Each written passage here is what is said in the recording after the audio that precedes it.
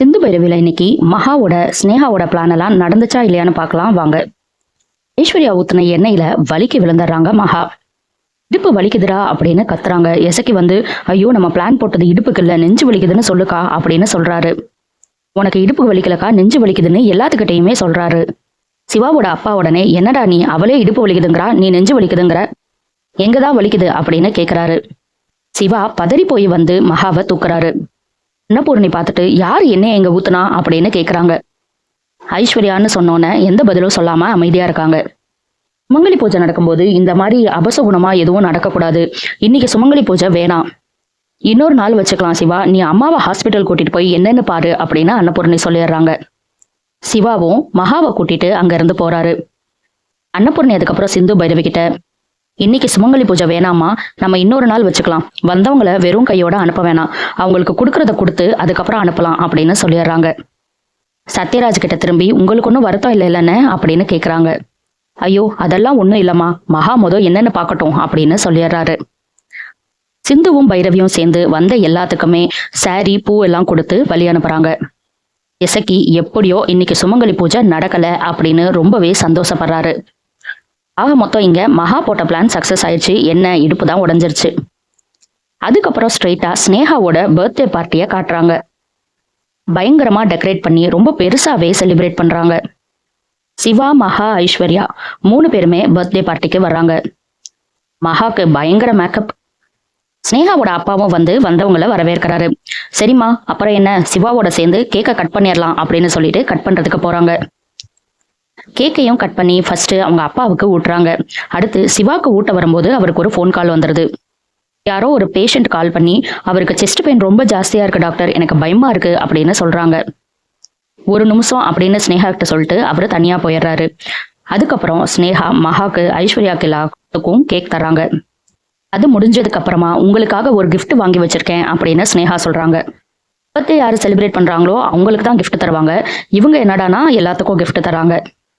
மகா அந்த கிஃப்டை திறந்து பார்த்துட்டு, ஐயோ டைமண்ட் நெக்லஸ் மாதிரி இருக்கேமா, பல லட்சம் இருக்குமே, இது எதுக்குமா எனக்கு அப்படின்னு கேட்குறாங்க. என்ன ஆண்டி நீங்க, எப்படியும் நான் உங்க வீட்டுக்கு தானே மருமகளா வரப்போறேன், வச்சுக்கோங்க, எனக்கு சிவாவை எவ்வளோ பிடிக்குமோ அதே அளவு உங்களையும் பிடிக்கும் அப்படின்னு ஐஸ் வைக்கிறாங்க. நான் இந்த கிஃப்ட் கொடுத்தது சிவாக்கு தெரிய வேணாம், நான் சிவா கிட்ட இந்த கிஃப்டை பத்தி பேசும்போது வேணாம் தான் சொன்னாரு. மகா உடனே, சிவாக்கு தெரியாதுன்னா வேணாமா அப்படின்னு சொல்றாங்க. ஐயோ அதெல்லாம் பரவாயில்லத்த, நீங்க வச்சுக்கோங்க, அவர் வேணான்னு சொல்லியும் அவரை மீறி நான் செஞ்சா அவர் என்ன நினைப்பாருன்னு தெரியல, அதனாலதான் சொல்ல வேணான்னு சொல்றேன்னு சொல்லிடுறாங்க. அதுக்கப்புறம் சிவா வந்துடுறாரு. சிவா கிட்ட பேசிட்டு இருக்கும்போது திடீர்னு பார்த்தா அந்த சைடு ராம் நிக்கிறாரு. ஐயோ இவன் எதுக்கு இங்க வந்தான் அப்படின்னு யோசிக்கிறாங்க. விறுவிறுன்னு நேரா ராம் கிட்ட போறாங்க. நீ எதுக்குடா இங்க வந்த அப்படின்னு கோபமா கேக்குறாங்க. என்ன ஸ்னேகா நீ, எதுக்கு நான் வருவேன்னு தெரியாதா அப்படின்னு சொல்றாரு இவரு. பணம் வேணும்னா வெளியே எங்கேயாவது கேட்டு வாங்கிக்க வேண்டியதானே, இந்த மாதிரி ஃபங்க்ஷனுக்குலாம் வந்து எதுக்கு தொந்தரவு பண்ற அப்படின்னு ரொம்ப கோபமாவே பேசுறாங்க ஸ்னேகா. என்ன உன் 2வது லவர் கூட ரொம்ப ஜாலியா இருக்க போல, ஷியாம லவ் பண்ண, சிவா வேணுங்கிறதுக்காக ஷியாம கொலை பண்ண ட்ரை பண்ண, அவன் இப்ப கோமால இருக்கான், இவனுக்காக அவனை விட்டுட்ட, இவனை விட நல்லதா யாராவது கிடைச்சா சிவாவை விட்டுருவியா அப்படின்னு கேக்குறாரு. போதும் நிறுத்து, உனக்கு பணம் தானே வேணும், நான் கேட்டு வாங்கி தரேன் அப்படின்னு சொல்லிட்டு நேரா அவங்க அப்பாட்ட போறாங்க. அப்பா யாரு வந்திருக்காங்கன்னு பாருப்பா, அந்த ராம் வந்து இங்க தொல்லை பண்ணிட்டு இருக்கான், தயவு செஞ்சு அவனுக்கு என்ன கொடுக்கணுமோ அதை கொடுத்து இங்க இருந்து அனுப்புங்க அப்படின்னு சொல்றாங்க. ஸ்னேகாவோட அப்பாவும் நேரா ராம் கிட்ட போறாரு. உன்னை இந்த மாதிரி ஃபங்க்ஷனுக்கெல்லாம் வரக்கூடாதுன்னு சொல்லியிருக்கேன்ல, மறுபடியும் எதுக்கு இங்க வந்த, உனக்கு பணம் தானே வேணும், ஆபீஸ்ல வந்து வாங்கிக்கோன்னு சொல்றாரு. நீங்க போன் பண்ணி பிஏ கிட்ட சொன்னா பணம் இங்க எடுத்துட்டு வர போறாரு, இங்கேயே எனக்கு பணம் வேணும் அப்படின்னு சொல்றாரு. இவரும் ஃபோன் பண்ணி 1 லட்சம்னு சொல்ல, 1 லட்சம் வேணாம் எனக்கு 5 லட்சம் வேணும்னு இவர் கேட்கிறாரு. உடனே சரி 5 லட்சம் எடுத்துட்டு வா அப்படின்னு பிஏ கிட்ட சொல்றாரு. ஸ்னேகா கிட்ட போய், நீ ஒன்றும் கவலைப்படாதமா, பணம் எடுத்துட்டு வர சொல்லியிருக்கேன், அவனை கொடுத்து அனுப்பிடுறேன், நீ போய் சிவா கிட்ட பேசிட்டு அப்படின்னு சொல்லி ஸ்னேகாவை அனுப்புறாரு. பிஏவும் 5 லட்சத்தோட இங்க வந்துடுறாரு.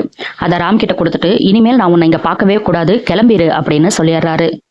அதாவதுக்கு அந்த பிஏ கிட்ட சொல்லி, இவன் எங்க போறான், ஷாம் எங்க இருக்கான், எல்லா டீட்டெயில்ஸும் எனக்கு காலையில தெரியணும் அப்படின்னு சொல்றாரு. ஸ்னேகாவும் சிவாவும் மகா கிட்ட இங்க பேசிட்டு இருக்காங்க. சரிம்மா டைம் ஆச்சு, நாங்க வீட்டுக்கு கிளம்புறோம் அப்படின்னு மகா சொல்றாங்க. நீங்க முன்னாடி போங்க ஆண்டி, நான் சிவா கிட்ட கொஞ்சம் பர்சனலா பேசணும், பேசிட்டு அதுக்கப்புறம் சிவா வரட்டும் அப்படின்னு சொல்றாங்க ஸ்னேகா. சிவா கொஞ்சம் தயங்குறாரு, ஆனா எதுவுமே அவரால் பேச முடியல. சிவா இன்னும் கொஞ்சம் பேசுனா நல்லா இருக்கும்.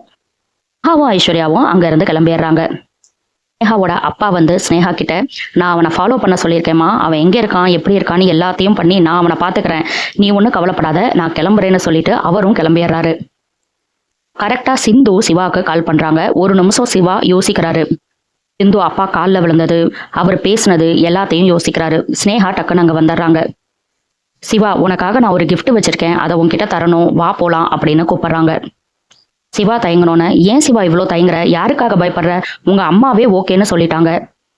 அந்த சிந்துக்காக பாக்குறியா, உன்னை ஏமாத்தி கல்யாணம் பண்ணிக்கிட்டா ஒய்ஃப் ஆயிடுவாளா, நான் தான் உன்னோட ஒய்ஃப், வா போலாம் அப்படின்னு சொல்லிட்டு உள்ள கூட்டிட்டு போறாங்க. இங்க சிவாவை காணான்னு சிந்து வெயிட் பண்ணிட்டு இருக்காங்க. பயங்கரமா மழை பெஞ்சிருது. 2 பேரும் பயங்கரமா மழையில நனைஞ்சிடுறாங்க. ஐயோ சிவா, இப்படி நினைச்சிட்டே, இந்தா துண்டு, இதை வச்சு தொடச்சுக்கோ அப்படின்னு கொடுக்குறாங்க. இங்க இவங்க ரொமான்ஸ் பண்ணலாம் அப்படின்னு நினைக்கிறாங்க. ஆனா இங்க சிந்து சிவாவை காணா அப்படின்னு துடிச்சிட்டு இருக்காங்க. எப்படி சிந்து இங்க இருந்து போய் ஸ்னேகா கிட்ட இருந்து சிவாவை மீட்டு வீட்டுக்கு கூட்டிட்டு வர போறாங்கன்னு நம்ம பொறுத்திருந்து பார்க்கலாம்.